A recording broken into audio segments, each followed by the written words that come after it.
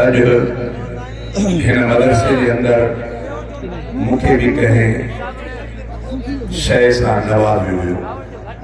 मां अल्लाह खां दुआ थो घुरां त अल्लाह ताला शला मुखे भी इन्हनि बुज़ुर्गनि ऐं आलिमनि जे अदब ऐं एहतराम जी तौफ़ीक़ अता फ़रमाए। कुछ घड़ियूं गुज़री वयूं, बाक़ी केतिरो रहियो ऐं मां रब खां दुआ थो कयां त अल्लाह ताला शला उहो बि मूंखे इख़लास सां गुज़ारण जी तौफ़ीक़ अता फ़रमाए। इमामुल अंबिया साईं जन जी मदह ऐं सना साईं जन जे मथां जिंद जान कुर्बान। इन ॿोलनि सां शुरूआत कयां थो, थोरो तवजो। जोत जवानी ऐं जिंद जान सोहणे नबी अता क्या कुर्बान। जोत जवानी ऐं जिंद जान सोहणे नबी अता क्या कुर्बान। बार बचाई सजो खानदान सोहणे नबी अता क्या कुर्बान। सोहणे नबी अता क्या कुर्बान।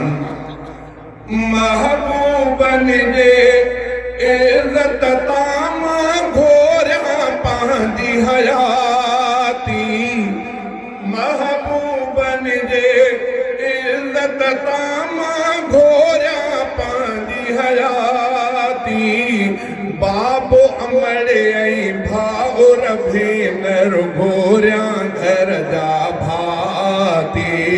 नंढड़ा वॾड़ा पोढ़ा जवान सोहणे नबी अता क्या कुर्बान।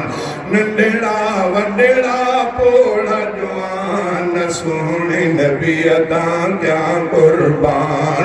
बार बचा ऐं सजो खानदान सोहणे नबी अता क्या कुर्बान।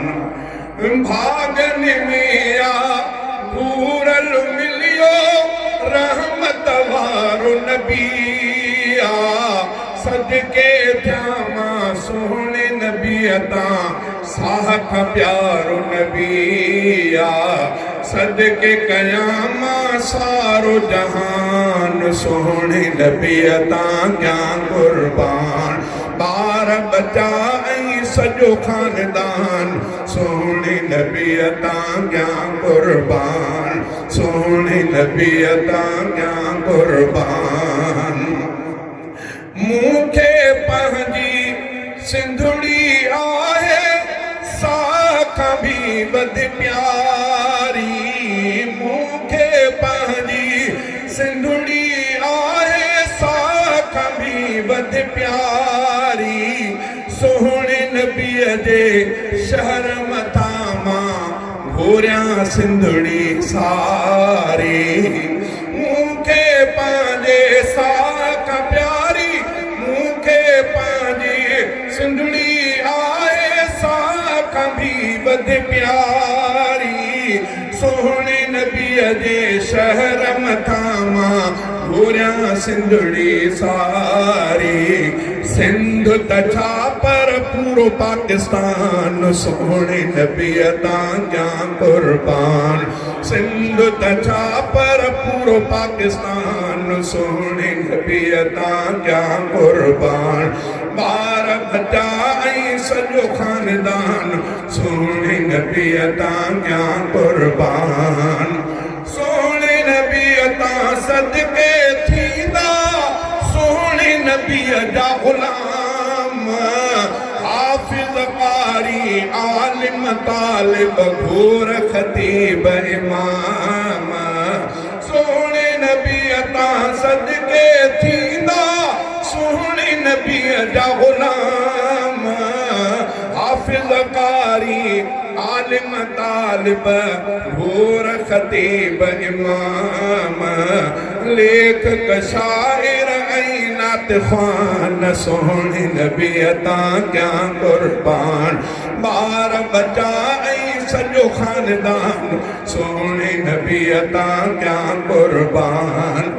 मौत सजण जे मोहब्बत में महमूद तमूं खे क़बूल आ।